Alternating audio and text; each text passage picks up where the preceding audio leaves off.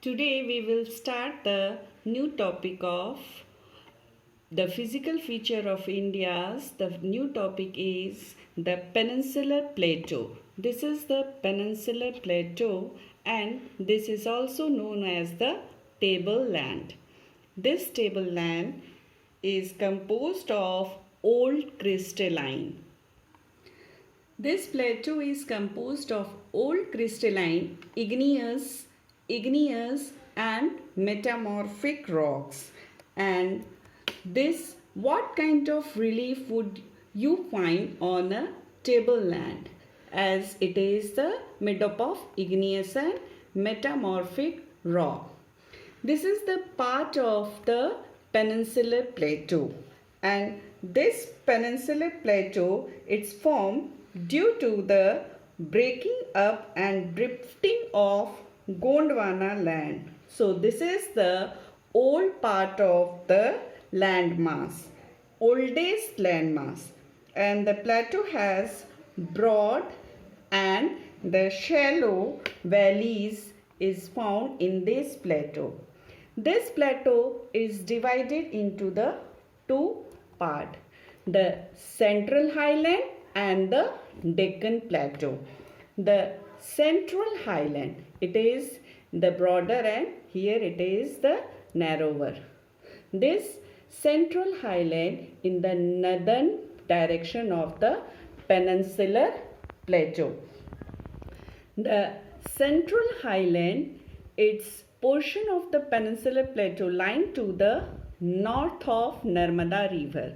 This river is Narmada River, which start from the Amarkantak Hills and join in the Arabian Sea, and this Central Highland is lying in the north of river Narmada, which is bounded by the Vindhyan range and the central in the highland. Here it is the Malwa Plateau. This is the Malwa Plateau in the Central Highland, and this is the Vindhyan range in the Central Highland. Further, the westward extension, it's gradually merged with the sandy and the rocky areas. Here it's the Aravalli range, northwestern part. It's the Aravalli range which is lying in the westward direction. This Aravalli range, there the rocky and the sandy part, and here it is the northwestern bounded the Central Highland. The rivers which start from the Central Highlands, the Chambal River, the Sindh River, the Betwa River and the Ken River. What it shows? It shows that the slope of this Central Highland is in the northeast directions, and which finally join to the river Ganga, and lastly it join in the Bay of Bengal. So these rivers also known as the tributary of river Ganga. The Central Highland, it's the broader in the western and in the eastern it is narrower. The Central Highland, the parts of the Central Highland is Bundelkhand. Bundelkhand, here important part of the Central Highland, and the Baghelkhand in this Central Highland. In the eastward direction, there the Chota Nagpur Plateau. In the eastward part of the Central Highland, it's the Chota Nagpur Plateau. And in this Chota Nagpur Plateau, there the river Damodar, it's flowing and it's joined to the river Ganga, and lastly in the Bay of Bengal it's joined. So known as the tributary of river Ganga in West Bengal, as the river Ganga is known as the Hooghly. The south of the river Narmada, it's the triangular shape, and this is the Deccan Plateau. The peninsula part of the another is the Deccan Plateau. It is in the triangular shape, and it is the river Narmada. In the north of the river Narmada, Central Highland, and the south of river Narmada, it is the Deccan Plateau. and it is in the triangular shape. It is broader in the north and in the south it is narrower. There the triangular shape, this can be easily understand. The north it's indicated here and the south it is indicated here. It's the prismatic compass and its indication for the directions.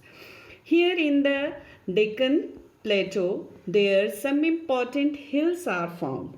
And which hills are important hills? Mahadev Hills.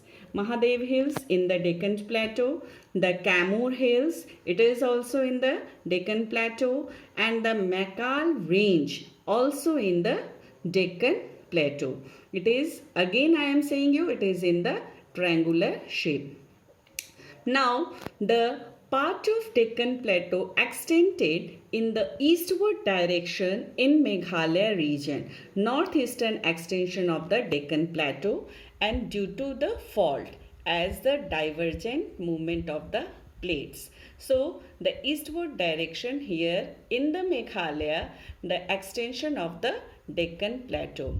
Here in the Deccan Plateau, in the Meghalaya region, it's the Karbi Anglo Plateau and northeast extensions of the Deccan Plateau, and it was possible the time of the formation of Himalaya. Then in this here, it's fault between the Chota Nagpur Plateau and the Meghalaya region, Garo, Khasi, Jaintia. There it's here the fault is found. This is the Garo range and this is the Khasi range and this is the Jaintia hills. In which state it is? It is in the Meghalaya. This is the Western Ghat. This Western Ghat in the continuous form in the western part, and it's also the western edges of the Deccan Plateau. The Deccan Plateau, before this again you have to say this is the fault as earlier the Meghalaya and the Chota Nagpur. It means possible by these fault when these two plates divert in the two opposite directions, a fault was created at the time of origin of the Himalaya. Himalaya when it was originated, this fault it was possible diverted into the two parts and it is extended in these areas. Now you have to understand about the comparison between the Western Ghat and the Eastern Ghat. Western Ghat it is in the continuous form and Eastern Ghat it is in the discontinuous form. You can see it with this figure there. It is not in the continuous form. Here some gaps here and it is in the continuous form which only passes through the pass. Pass, it is a narrow gap between the hills or the mountain. This Western Ghat, it is in the continuous form, north to the south, and this is the Eastern Ghat. It's the edges of the Deccan Plateau in the eastward direction and it's the edges of the Deccan Plateau in the westward direction. This Western Ghat can be crossed through only the pass. Pass, here some places it is found. There some places there's Sahyadri range and there it can be crossed. The Thal Ghat, there in the Western Ghat. Mumbai, already you well known with it. It's the capital of Maharashtra also. The Bhor Ghat, it's the places where the gap, it can be crossed the Western Ghat. Then these are the places in the Eastern Ghat. Eastern Ghats extended from the Mahanadi valley to the Nilgiri hills. This is the river Mahanadi and here the Nilgiri hills. It's the extension of the Eastern Ghat, stretches from Mahanadi valley to the Nilgiri hills and Nilgiri hills in the south. And the east of this Eastern Ghat, the eastern coastal plain and then after the Bay of Bengal. It's interspread with the several rivers and that drain where it drain into the Bay of Bengal. Which rivers are there? These rivers are Mahanadi River. Mahanadi River, it drain here in the Bay of Bengal. The Godavari River, which start from the Sahyadri range, and also it's joined with the Bay of Bengal. The river Krishna, it's also joined in the Bay of Bengal, and the river Kaveri, it's also joined in the Bay of Bengal. Another one comparing study between the Western Ghat and the Eastern Ghat. The elevation, the Western Ghat, it's 900 to 1600 meter, and the Eastern Ghat average elevation is 600 meter. It means that it is lower than the Western Ghat. Then in the Western Ghat, the highest peak in the Western Ghat, it's the Anaimudi. What's its height? 2695 meter. And the second highest peak of the Western Ghat is Doda Beta, and its average height is 2637 meter. But in the Eastern Ghat, what's the highest peak in the Eastern Ghat? In the Eastern Ghat, the highest peak is Mahendragiri. Its average height is 1501 meter, where in the Eastern Ghat. In the Eastern Ghat, some hills are important. It's the Javedi Hills. Here it is present in the Eastern Ghat, and Sevroy Hills. It is also in the Eastern Ghats. And it is, again you have to know the Eastern Ghat, it is in the discontinuous form. In the Western Ghat, which important hills are found? In the Western Ghat, the Uttak Mandalam, which also locally known as the Ooty. Ooty, it is a very important tourist place in our country. And another one hill, it is Kodai Canal, where in the southern part of the Western Ghat.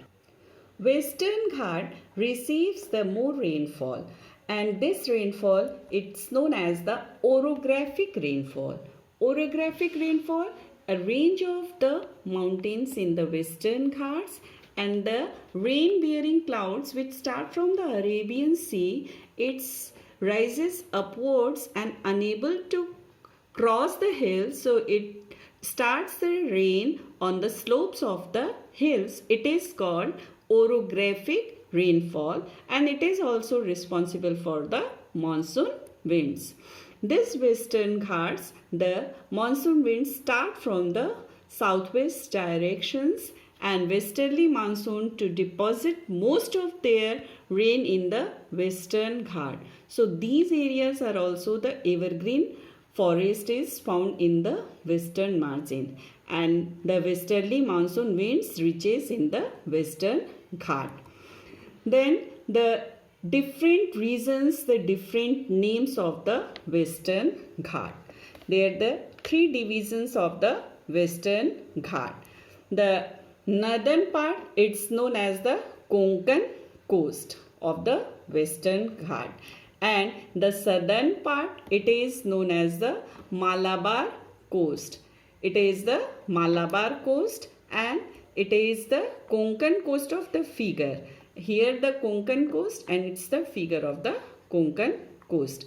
It's the Malabar coast, it's the peak of the Malabar coast. And this center part, it's the Kannada coast. It is so Konkan, Malabar and Kannada coast.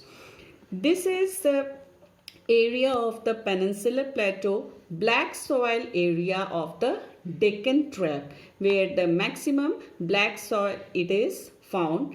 And this Deccan Plateau, it is formed from the eruption of the igneous as about 66 million years ago, and so for that it is also known as the igneous rocks or the black soil. And due to the volcanic origins, igneous rocks are found in the main type of rocks found in the Deccan Plateau, which is very useful for the setup of different industries. So you also know that the maximum industries, major industries set up in the Deccan Plateau areas near to the mines. important igneous rocks are also found in this, and it's carried the different rocks and transported to the industrial area. Now you have to know the Peninsula Plateau. This two part already we have discussed. The northern part is the Central Highland and the southern part is the Deccan Plateau. But among these, the another one in the northwest direction, it's the Aravalli Range. Aravalli Range, it's the northwest directions, and it's mainly present where it's from the Gujarat to the Delhi. It stretches from Gujarat to the Delhi Aravalli Range, and it's weathered. Due to its weather erosion, the Aravalli Range height it is no more.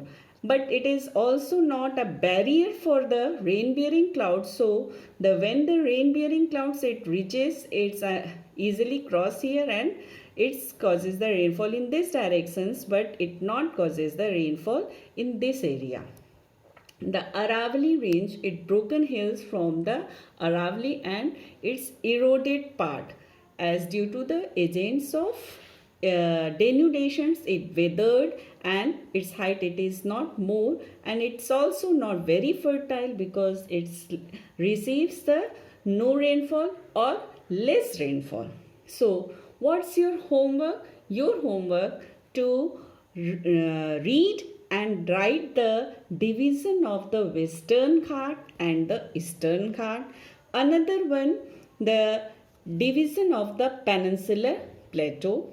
Next one is important hills and peaks which is found in the Western Ghat, Eastern Ghat, and the important rivers which is present in the Peninsula Plateau. So thank you for watching video.